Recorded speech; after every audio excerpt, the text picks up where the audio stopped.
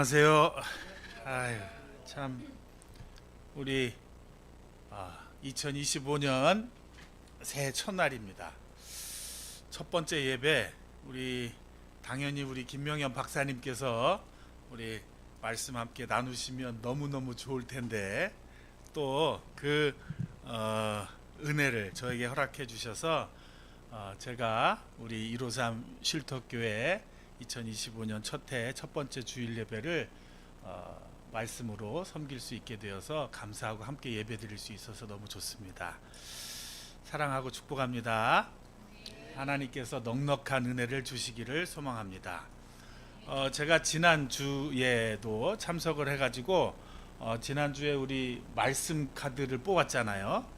저에게 주셨던 말씀이 데살로니가 후서 말씀이었어요.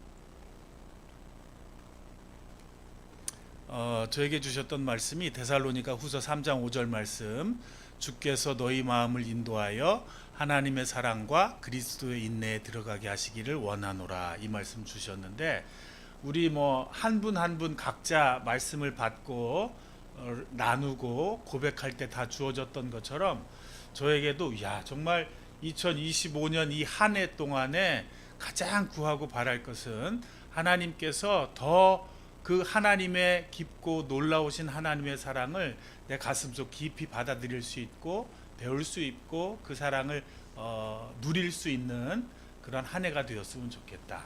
특별히 그리스도의 인내, 그리스도의 오래 참으심, 예수님 이 세상의 모든 죄를 구하기 위하여, 우리 모두를 구원하시기 위하여 죽기까지, 십자가에 달려 돌아가시기까지 우리를 사랑하셨고 오래 참으셨습니다. 그 사랑을 배울 수 있고 경험할 수 있는 2025년 한 해가 되었으면 좋겠다라고 바랍니다. 우리 모두가 그런 한 해가 되기를 소망합니다. 오늘 우리에게 주시는 말씀은 새해 첫 말씀 마태복음 13장 33절 누룩에 관한 말씀입니다. 함께 우리 두 번씩 읽도록 하겠습니다. 시작. 또 비유로 말씀하시되 천국은 마치 여자가 가루 서말 속에 갖다 넣어 전부 부풀게 한 누룩과 같으니라. 아멘. 다시 한번. 또 비유로 말씀하시되 천국은 마치 여자가 가루 서말 속에 갖다 넣어 전부 부풀게 한 누룩과 같으니라. 아멘. 예수를 믿는다는 것은 무엇이냐면요, 나의 죽음을 경험하는 것입니다. 삶의 주인이 나에서 주님으로 바뀌게 되는 사건을 우리는 예수를 제대로 믿는다고 하는 것입니다. 그 예수 그리스도가 나에게 영원한 생명을 허락하셨고 나의 구원자 되신 그 예수님을 우리가 쫓아가는 것입니다. 그 걸어가신 그 길을 날마다 조금씩 가까이 다가가려고 우리는 우리의 삶을 살아가는 것을 예수 믿는 삶이라고 하는 것입니다. 예수님처럼 되는 것은 불가능한 일일 것입니다. 그러나 우리가 예수를 따르는 제자의 삶을 살아가는 일, 어찌 보면 그것은 불가능한 것 같지만 불가능한 가능성을 위하여 매일매일 근사치적으로 조금 더 가까이 가보려고 매일매일 삶 가운데 애쓰고 수고하고 주님 앞에 나아가는 것이 바로 예수를 믿는 것입니다. 표현할 때는 리틀 지저스라고도 하고 라이크 지저스라고도 표현합니다. 그 삶을 우리는 살아가야 될 것입니다. impossible possibility, 불가능한 가능성이지만 우리의 삶 가운데 조금 더 예수님 우리에게 허락하신 그 인내의 사랑을 배우고 실천하는데 더 가까이 나아가시는 우리의 삶이 되시기를 바랍니다. 좁은 길을 걸으며 밤낮 기뻐하는 것 주의 영이 함께함이라 라는 찬송의 고백처럼요, 우리의 삶은 어쩔 수 없이 죄인된 우리의 삶은 정말 이기적인 삶으로 살아갑니다. 매일 하나님 앞에 고백하고 회개하고 나아가지만 그 다음날 여전히 우리의 삶 가운데는 또다시 우리를 시험에 걸리게 만들고 죄 앞에서 신음하게 하고 죄의 문제를 해결하지 못하는 우리의 모습을 날마다 경험할 수 있습니다. 이타적인 삶으로 나는 없어지고 예수께서 내 삶의 운전대를 운전하시는, 나는 날마다 죽는 삶을, 정말 갈라디아서 2장 20절의 고백을 고백되어지는 그러한 삶이, 그러한 새로운 한 해가 되시기를 바랍니다. 오늘의 본문 말씀을 보면은요, 누룩에 관한 말씀을 하고 있습니다. 사실 마태복음 13장 전체 말씀을 보면 씨 뿌리는 비유를 시작을 해서 예수님께서 비유로 천국에 관해서 여러 가지 비유를 말씀해 주고 있는 부분들이 나오고 있습니다. 그런데 그 말씀 중에 오늘은 33절의 말씀, 이 한 말씀을 통해서 은혜 받기를 원합니다. 천국은 마치 여자가 가루 서말 속에 갖다 넣어 전부 부풀게 한 누룩과 같으니라 라고 말씀을 하고 있습니다. 이 말씀은요, 구원받은 사람들을 통하여 이 세상을 변화시키겠다, 천국을 조금씩 확장해 나아가겠다라는 말씀으로 예수님께서 비유적으로 말씀하시는 것입니다. 주위를 변화시키는 누룩의 효과, 우리의 성품이 변화되고 옛 모습이 변화되고 이전 것은 배설물로 여기면서 누룩 때문에 우리의 삶이 점점 변해가는 것을 이야기하는 것입니다. 예배를 통해서, 기도를 통해서, 찬양을 통해서 축복을 경험해 보는 것, 맛보는 것을 이야기하는 것입니다. 여러분, 누룩 잘 아시지요? 누룩이 쓰이는 과정을 보면 꼭 빵을 만드는 과정도 있겠지만 누룩이 쓰이는 여러 가지 과정들이 있습니다. 그 과정을 보면 누룩은요, 무산소 효소분해 과정을 거쳐서 발효가 되게 됩니다. 그렇게 되면 누룩은 사라져요. 쓰여지는 누룩은 없어집니다. 그러나 그 누룩은요, 전혀 다른 맛과 향이 되어서 음식을, 빵을, 유산균을, 김치를 전혀 다른 맛과 향으로 유익을 끼치게 되는 것이 바로 누룩의 역할이라고 하는 것입니다. 그런데요, 똑같은 과정을 거치지만 그 과정 가운데 이물질이 들어가요. 공정은 비슷하고 과정은 똑같이 가면서도 이물질이 하나라도 들어가고 산소가 들어가게 되면 그것은 부패가 되는 거예요. 쓰레기통으로 가게 되는 거예요. 발효가 되어서 건전한, 올바른 건강한 누룩의 역할을 하지 못하고 부패되어 버리는 것이 부패되어 버리고 만다는 것입니다. 누룩이 들어오면 변화가 시작되게 됩니다. 예수님이 우리의 삶의 주인이 되어 주시면 우리의 삶은 점점점 변화되어야 됩니다. 이것이 믿는 자의 삶이에요. 믿음이 우리에게 있고 그 믿음을 주로 고백하게 되면 믿음을 통하여 우리의 삶은 날마다 조금씩 변화되어 가는 것입니다. 변화되는 삶은요, 천국을 경험한다라는 거예요. 천국은 장소의 개념일 수도 있지만 하나님의 주권이 통치하는, 우리와 함께 계시는, 말씀이 우리와 더불어 계시는 그 공간과 그 삶의 시간, 하나님의 통치 과정을 천국이라고 말씀을 합니다. 그러므로 천국은 우리가 정말 주님 앞에 이르는 그날까지 점점 끝없이 자라나는 것입니다.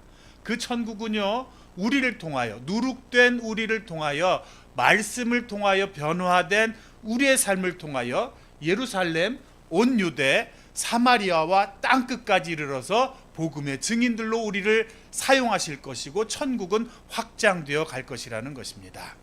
그러므로 우리는요, 천국의 완성을 위해서 매일매일 누룩의 삶을 살아가야 된다라는 것입니다.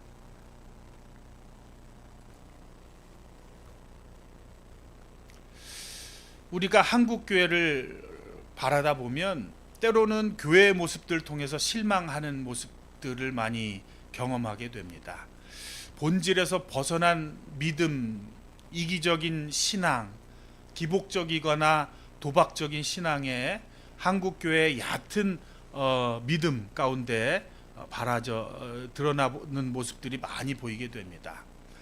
취향대로 설교를 골라 듣습니다. 여전히 소비자 중심적으로 이벤트에 집중하는 교회들도 우리는 많이 바라다 보게 됩니다. 빛과 소금의 역할을 감당해야 되는데 그렇게 하지 못하고 때로는 집단의 이익을 위해서 불의한 목소리를 내고 세상의 비난과 멸시를 받는 기독교의 모습이 우리 안에는 없는지 반성해 보아야 될 것입니다. 예수를 믿는 것은 발효되는 것입니다. 나는 사라지고 예수의 맛과 향기가 전해지는 것입니다. 저는 미얀마에서 25년 동안 사역을 했습니다.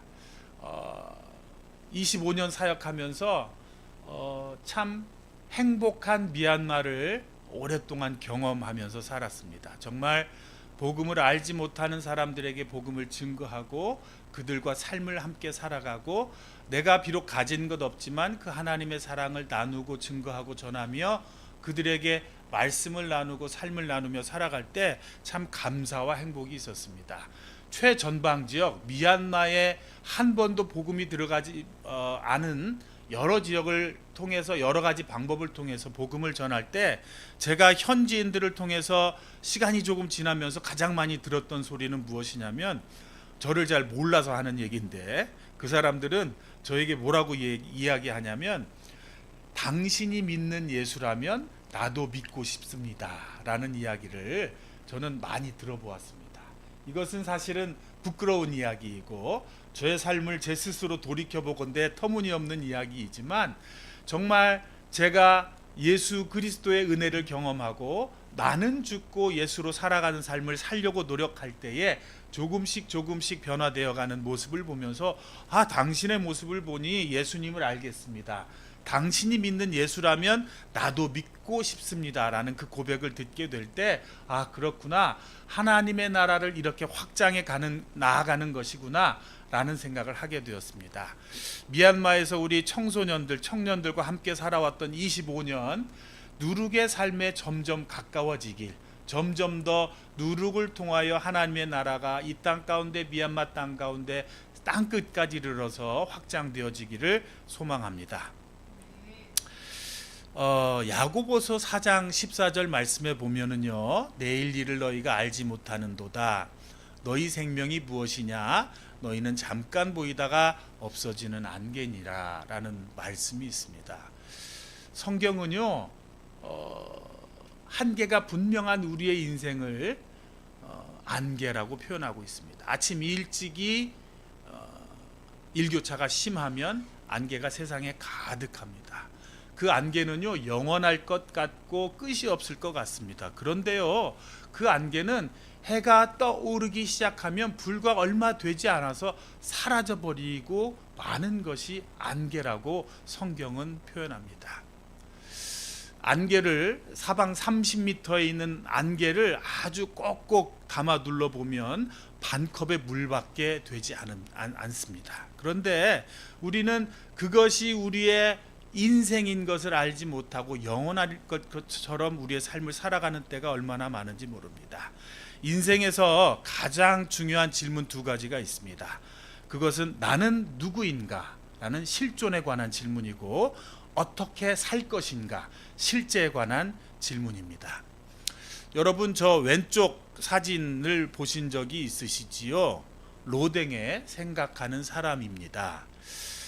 설명을 듣고 제가 조금 살펴보고 나서 저 그림을 알게 되었는데 이렇게 그림을 그리는 사람들이 이렇게 많이 배우는 그림이기도 할 것입니다. 저 로댕의 조각상을 보면은요, 왠지 불편해 보이는, 그렇죠? 온몸의 근육은 튀어나와 있습니다.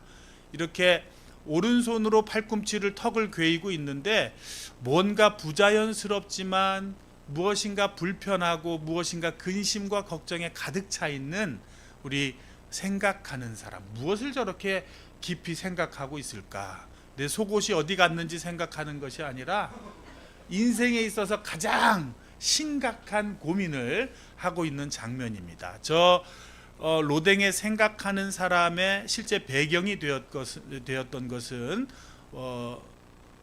오른쪽에 보시면 단테의 신곡 제13장에 나오는 지옥문 앞에서 가장 문 꼭대기에 로댕에 생각하는 사람 조각이 있습니다. 사실은 지옥문 앞에서 아주 처참할 것 같고 무서울 것 같지만 저 지옥문 앞에서 고민하고 있는 저 로댕에 생각하는 사람의 배경으로 나오고 있는 지옥의 모습은요, 우리의 일상과 다르지 않습니다. 인생에 있어서 여러 가지 유혹들을 표현하고 있고 여러 가지 이기적인 욕심들을 표현하고 있고 서로 갈등할 수밖에 없는 인간적인 관계들을 표현하고 있는 모습인데, 인생의 마지막에 지옥문 앞에서 심각하게 고민하고 있는 그 로댕의 모습을 실제 표현하고 있다라는 것입니다. 인생의 과정을 통과하면서 우리가 해결할 수 없는 한계를 경험하게 됩니다.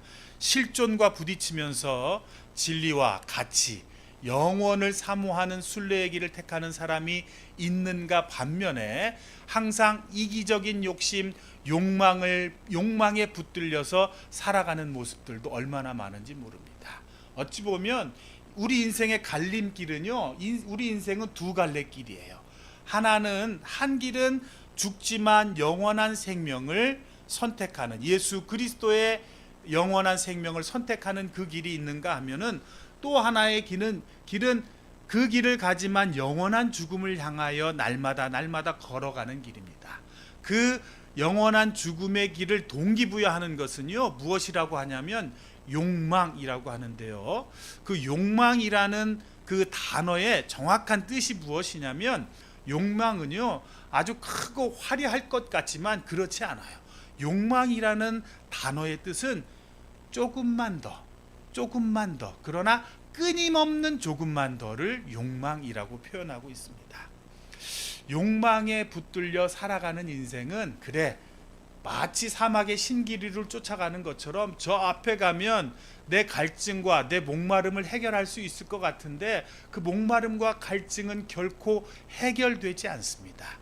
그 영원한 죽음의 길로 욕망은 우리를 인도해 가는 것입니다.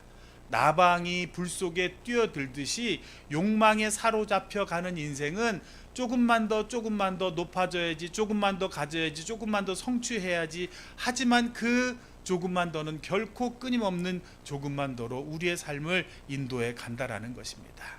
그러나 좁고 험한 길인데, 지난주에 설교 드렸던 예수쟁이들의 길인데, 세상은 알 수 없는 가치, 세상은 전혀 경험할 수 없는 참된 행복을 경험할 수 있는 길, 그것이 예수 그리스도를 따라 걷는 길이라는 것입니다. 하나님의 자녀가 되어서 특권을 경험하면서 이기적인 삶에서 조금씩 이타적인 삶으로 바뀌어 가게 된다라는 것입니다.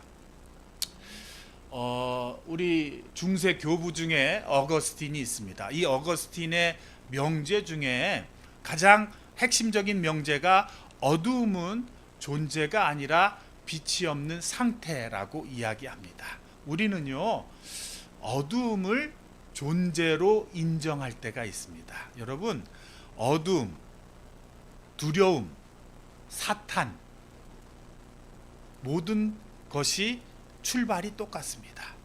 그런데 두려움과 사탄과 어두움과 귀신의 존재는요, 인정을 하게 되면 그것은 우리에게 영향을 미치고 우리의 삶의 실제에 영향을 미치는 존재로 바뀌게 됩니다. 내 삶에 영향을 미치고 점점 나를 지배하게 되는 것입니다. 처음에는 발목까지, 무릎까지, 허리, 어깨, 내 삶 전체를 통째로 조종하기 시작합니다. 여러분, 옛날에 13일의 금요일이라는 아주 대표적인 공포 영화를 보신 적이 있을지 모르겠지만, 여러분, 그 공포를, 두려움을, 사탄의 존재를 인정하면은요, 꿈은 실제가 되고 내 삶에 영향을 미치는 거예요. 그러나 그 살인마 제이슨이 사라지는 때가 언제예요? 나에게 칼을 들고 달려올 때에 넌 나에게 아무것도 아니야. 나에게 너는 어떠한 존재도 아니야. 너는 나에게 아무런 영향을 끼칠 수 없어. 돌이킬 때 그 존재는 사라져 버리고 마는 것입니다. 성경은요, 빛을 이야기하고 있습니다. 생명 되신 예수님을 빛으로 표현하고 있습니다. 어두움은요, 존재가 아니라 빛이 없는 상태일 뿐이라는 것입니다. 아주 컴컴한 어떠한 빛도 없는 그 어두움 공간에 작은 촛불 하나가 있으면 그 촛불을 통하여 어두움은 물러가고 그 방 안의 모든 실체를 우리가 바라다 볼 수 있습니다. 빛을 초청하면 우리 안에 있는 두려움과 어두움의 존재들은 떠나가게 될 것입니다. 이제 그 빛을 통하여 우리의 삶은 누룩이 되어서 점점 천국을 확장해 나가는 그 역할을 감당케 하실 것이라는 것입니다. 여러분, 미국에서 미국의 첫 번째 선교사가 누군지 아세요? 나와 있죠? 아도니람 저드슨입니다. 미국 땅에서 1812년도에 미국이라는 땅에서 이제 미국이 독립하고 행정부 체계를 갖추고 얼마 되지도 않은 그 시간에 미국이라는 나라에서 첫 번째로 파송한 선교사가 아도니람 저드슨, 그 부인인 앤 저드슨 선교사입니다. 이 아도니람 저드슨 선교사는 어느 나라에 가서 사역을 시작했냐면 맨 처음에는 선교의 경험이 없었기 때문에 영국의 선교사 윌리엄 캐리, 인도에서 사역하던 윌리엄 캐리에게 가서 선교에 대해서 배우게 됩니다. 그리고 나서 어쩔 수 없이 그 인도에서 윌리엄 캐리와 함께 지내던 시간에 여러 가지를 경험하게 되는데, 그곳은 동인도 회사가 점령하고 있었고 미국 사람들을 거주하는 것을 허락하지 않았기 때문에 어쩔 수 없이 강제로 몰려서 마지막 배를 타고 떠나간 땅이 미얀마입니다. 그래서 미얀마 땅의 첫 번째 선교사가 되었고 미국 땅의 첫 번째 파송한 선교사가 아도니람 저드슨입니다. 1813년 7월 13일 아침에 랭군항에 미얀마의 랭군이라고 하는 항구에 도착을 했습니다. 그로부터 따지고 보면 210년이 넘었어요. 한국보다 선교의 역사가 7, 80년 이상 앞서는 그런 나라가 바로 미얀마입니다. 아도니람 저드슨이 미얀마에서 사역하면서 정말 누룩의 역할을 감당합니다. 미얀마 땅의 천국의 확장을 위하여 하나님께서 가장 귀하게 영향력 있게 쓰셨던 사람이 바로 아도니람 저드슨입니다. 아도니람 저드슨의 가장 큰 업적은 무엇이냐면 미얀마에 지금까지도 미얀마 성경이 있는데요. 왼쪽에 보시면 홀리 바이블, 올드 앤 뉴 테스트먼트 써 있는데 자세히 작은 글자를 보시면은요, translated from the original tongues by 아도니람 저드슨이라고 써 있어요. 이 아도니람 저드슨은요, 저 성경을 영어에서 번역하지 않고요, 히브리어 헬라어에서 오리지널 텅스 원전에서 바로 미얀마 성경으로 번역을 했습니다. 30년이 넘는 시간 동안 미얀마 성경을 번역하고 그 성경을 완역해서 지금까지도 미얀마에서 저 성경을 사용하고 있습니다. 오른쪽에 보시면 미얀마 영어 사전, 저 사전도 지금까지 사용하고 있어요. 200년이 지났는데도 저 사전을 그 정도로 언어의 천재였던 것이지요. 여러분, 아도니람 저드슨은요, 목사의 아들로 태어났어요. 6살 때 아빠의 설교를 따라서 강단 위에서 막 따라서 할 정도로 이렇게 모태 신앙에서 자랐습니다. 그러나 청소년기를 거치면서 방황이 시작되었고 머리는 아주 좋았어요. 그래서 미국의 아이비리그 명문대학이라는 브라운 대학을 16살에 들어가게 됩니다. 그 들어가기 전에 특별히 언어에 아주 뛰어나 가지고요, 뭐 라틴어까지 히브리어, 헬라어, 신학교에 들어가기 전부터 언어를 섭렵하고 언어에 대해서 아주 탁월함이 있었던 사람이었습니다. 그런데 대학에 들어가서 그때 당시에 계몽주의의 영향을 받고 이실론의 영향을 받아서 특별히 대학에서 아주 몇 년형이었는데 가장 단짝 친구를 만나게 되는데 데이빗 임즈라는 친구를 만나게 되면서 이 세상을 합리와 상식과 과학으로 다 설명할 수 있다라는 이실론에 접근하게 됩니다. 하나님이 세상을 창조하신 것은 맞지만 이 세상을 버려놓으신 거다. 더 이상 세상에 관여하지 않으시고 이 세상에 일어나는 모든 일들은 합리와 지성과 이성과 과학으로 다 설명해 나갈 수 있다고 하면서 하나님을 떠난 삶을 살아가게 되었습니다. 그렇게 하나님을 떠난 삶을 살아가던 아도니람 저드스는요, 인생의 참된 가치와 행복을 좀 찾고 싶었어요. 경험하고 싶었어요. 그러고 그래가지고 말을 타고 미국 전역을 다니면서 여행도 하고 여러 가지를 경험하게 됩니다. 뮤지컬을 쓰기도 하고, 특별히 브로드웨이에서 뉴욕에서 뮤지컬 공연을 직접 올려서 공연하기도 하는 등 여러 가지 인생의 경험을 하게 됩니다.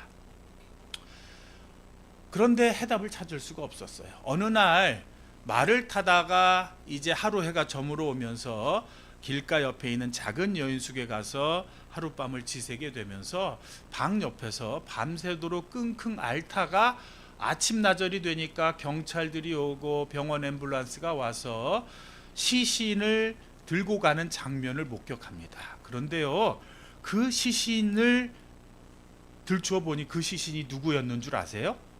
인생에 해답이 분명히 있을 거라고 믿었던 데이빗 임즈였어요. 브라운 대학에 다니면서 인생의 모든 장애물과 어려움과 인생의 고민에 부딪혔을 때 상담하고 모든 것을 다 해결해 주었던, 마치 내 인생의 모든 해답은 데이빗 임즈에게 물어보면 알아 라고 그렇게 장담했던 사람이 20대 초반의 젊은 나이로 병을 앓다가 시신으로 실려가는 것을 보고 충격을 받게 됩니다. 그때 죽음의 문제, 실존의 문제, 실제의 문제에 부딪히게 되면서 아도니람 저드스는 큰 고민을 하게 됩니다. 당장 아버지에게 쫓아가서, 그때도 예수님을 영접하거나 하나님을 알지 못합니다. 오히려 하나님을 목회하고 사역하는 아버지를 손가락질하고 비웃으면서 하나님은 없다라면서 하나님의 존재를 부정하던 그가 아버지 앞에 무릎 꿇고, 아버지, 저 하나님을 좀 만나게 해주세요. 인생의 진정한 해답을 좀 찾게 해주세요. 아버지께 이제 의뢰합니다. 아버지는요, 아직 예수님을 제대로 이렇게 만나지 못한 아들을 그때 당시에 엔도버 신학교로 보냅니다. 그래서 신학교에 들어가자마자 그는 성경을 읽기 시작하고 성경 속에서 깊이 예수 그리스도를 경험하게 됩니다. 그러면서 그때 당시에 여러 가지 책을 보게 되는데, 국선장의 항해일기라는 책도 보고, 영국 선교사, 영국 땅에서 첫 번째로 파송한 윌리엄 캐리라는 선교사가 인도에 가서 선교하는 과정을 겪은 선교 기도 편지를 보면서 감동하고 도전받게 됩니다. 그래서 내가 미국 땅에서 떠나는 첫 번째 선교사가 되어야 되겠다라고 선교사가 되기로 결정해서 준비하기 시작합니다. 어느 날 엔도버 신학교에서 이제 예배 채플에 가려고 하는데 소나기가 쏟아지기 시작해서 비를 잠깐 피하려고 몇 명의 청년들이 건초더미 아래서 모이게 됩니다. 그런데 그 건초더미 아래에서 모였던 그 청년들은 세계 선교를 위해서 기도하기 시작하고, 그 기도의 모임은 나중에 점점 성장하여 건초더미 기도회가 세계 SVM이라고 청년 발렌티어 선교 운동이 미국 선교 운동의 시작이 되는 가장 중요한 모임이 되는 것입니다. 그래서 지금도 전 세계에 있는 모든 선교 단체의 수장들이 되었고, 또 아도니람 저드스는 미국 땅에서 떠나는 첫 번째 선교사가 되어서 떠나게 되는 것입니다. 아도니람 저드스니 미국 땅을 떠나서 이제 미얀마에 와서 30년이 넘는 세월 동안 미얀마의 성경을 번역하면서 결국에는 미얀마의 신약 구약을 번역 모진 세월을 겪습니다. 감옥에도 들어가고 엄청난 고문도 받고 고생도 합니다. 첫 번째 부인이 죽고 협력 선교사였던 부부 중에 남편 선교사가 돌아가신 또 싱글 선교사와 또 재혼을 하면서 성경을 계속해서 번역하고 또 그 선교사도 죽고 자식을 13을 낳았는데 둘 빼놓고 부인이 셋이었어요. 그리고 자식이 13이었는데 그 중에 10명이 선교지에서 죽어요. 그냥 풍토병에 걸려서 죽게 됩니다. 그런 모진 정말 결코 만만치 않은 쉬운 환경이 아닌 여전히 지금 미얀마도 어렵고 힘든 상황이지만 그 당시에는 더 힘들었었겠죠. 그런 상황을 통해서 정말 미얀마의 복음화율이 적다고 하지만 이 성경을 보고 미얀마에서 그리스도를 받아들인 사람들이 수백만 명이 됩니다. 그래서 미얀마 성경에 정말 미랄처럼 쓰여진 하나님의 귀한 사람이 바로 아도니람 저드스입니다. 오늘 또 하나의 선교사를 소개하고 제가 말씀을 마치려고 하는데요. 제가 미얀마 땅에서 사역하면서 최전방을 개척하는 사역을 하고 사람을 키워가는 사역을 하고 창의적인 접근 방법으로 사역을 했습니다. 그 중에서 최전방이라는 것은 무엇이냐면요, 한 번도 교회가 세워진 적이 없고 우리가 가서 복음을 전하지 않으면 복음을 들을 기회가 없는 종족, 미전도 종족이라고 하는 종족이 사는 그 지역을 최전방 지역이라고 정의를 합니다.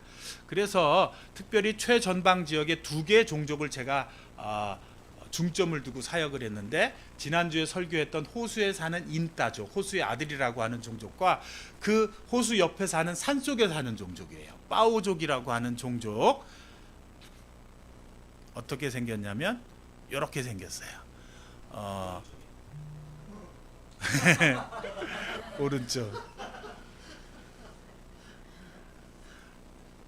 오른쪽 참 그 말이 있어요. 이 사람이요, 윌리엄 해켓이라고 하는 선교사예요. 1935년도에 미얀마에 왔어요.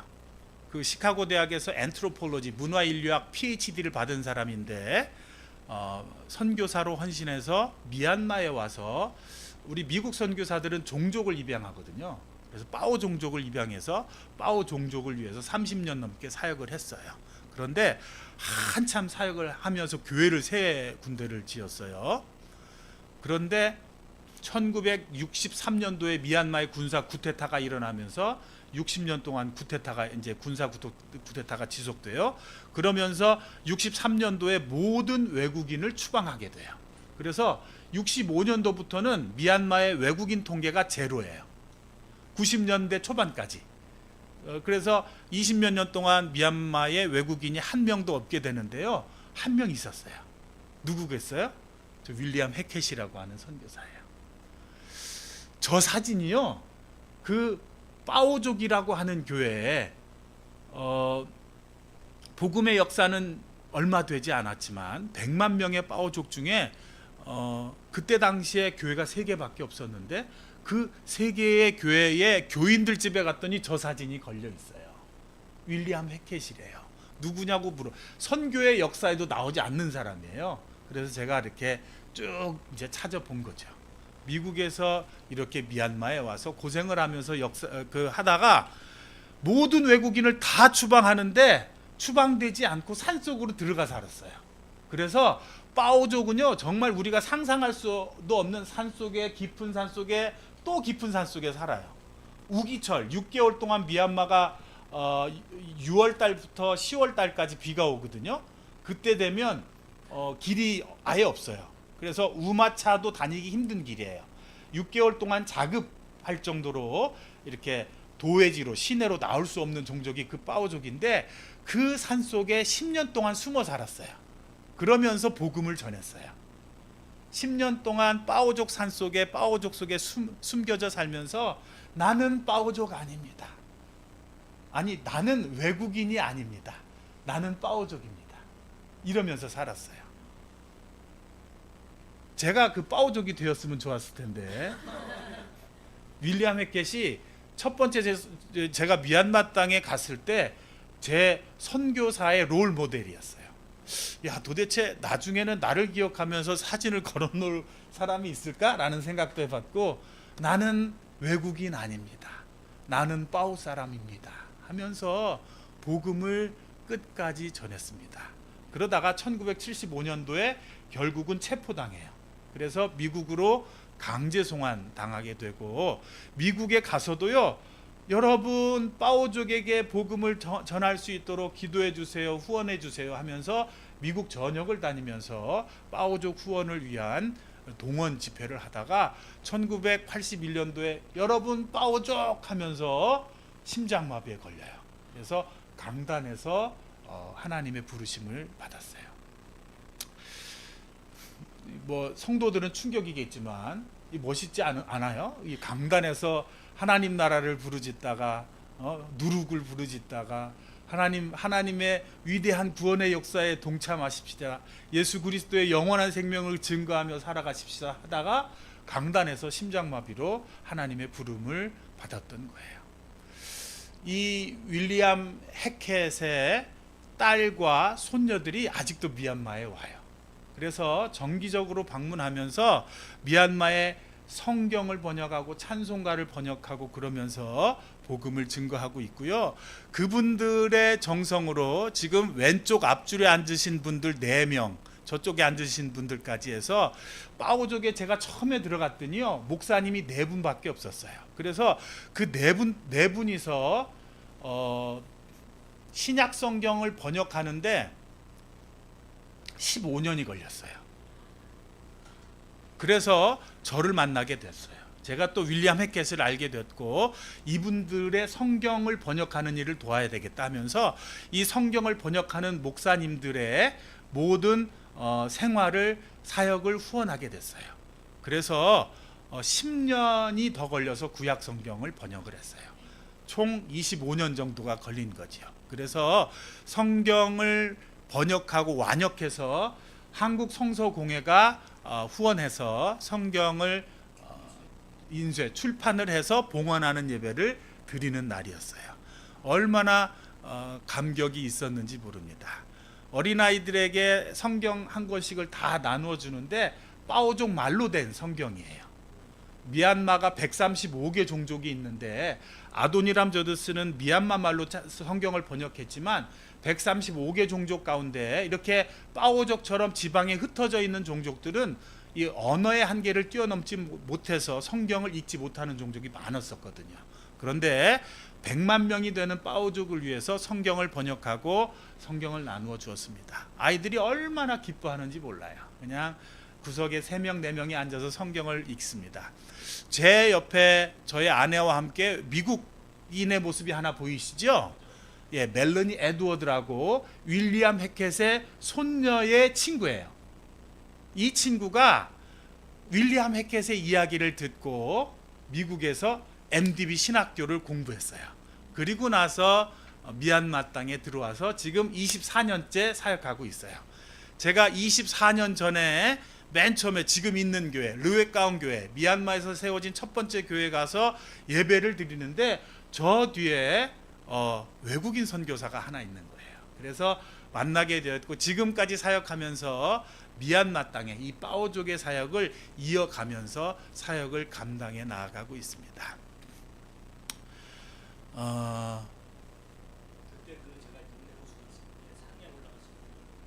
그렇죠. 예, 교수님 만났었던 예, 항상 제가 방문하는 종족이고 머리에 수건을 두르고 살고 온 위 아래를 저렇게 검은 옷을 복장을 하면서 살아가는 종족입니다. 지금은요 빠오족 가운데 3개 교회가 있었지만 그 후에 하나님께서 저희를 통하여 사역을 계속 이게 하게 하셨고 지금은 13개 교회가 되었고 12개의 기도 처소가 더 생기게 되어서 파오족 안쪽 마을로 아직도 복음이 증거되고 있고, 미얀마를 방문하시는 팀이면 파오족 마을에 가서 며칠씩, 이틀씩, 3일씩 같이 자면서 어린아이들과 그리고 파오족 사람들에게 복음을 증거하고 있습니다. 사랑하는 여러분, 2025년도 우리 첫 해를 맞았습니다. 우리 하나님께서 이 첫 해에 우리를 통하여 주시는 말씀, 천국은 마치 여자가 가루 소말 속에 갖다 넣어 전부 부풀게 한 누룩과 같으니라. 우리를 통하여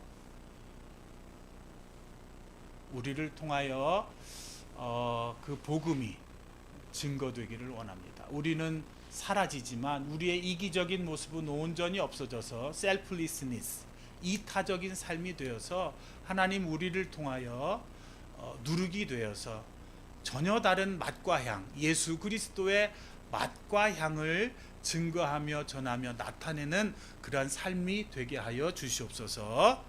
사도행전 1장 8절 말씀 함께 읽고 우리 말씀을 마치도록 하겠습니다. 시작. 오직 성령이 너희에게 임하시면 너희가 권능을 받고 예루살렘과 온 유대와 사마리아와 땅끝까지 이르러 내 증인이 되리라 하시니라. 사도행전 1장 8절 말씀. 아멘. 기도하시겠습니다. 하나님, 누룩의 삶을 살게 하여 주시옵소서. 우리의 이기적인 삶은 사라지고 이타적인 삶으로 예수 그리스도가 주인 되어 주셔서 이 세상 가운데 우리를 접하는 모든 환경 가운데 섞여져서 변화되고 확장되어서 천국을 늘려가며 확장되는 하나님의 도구로 사용되어질 수 있도록 우리를 붙들어 주시옵소서. 그래서 우리의 삶을 통하여 우리가 권능을 받고 예루살렘과 온 유대와 사마리아와 땅끝까지 이르러서 예수 그리스도의 복음의 증인이 될 수 있도록 우리를 붙들어 사용하여 주시옵소서. 생명 되신 우리 주 예수 그리스도의 이름으로 기도드리옵나이다. 아멘.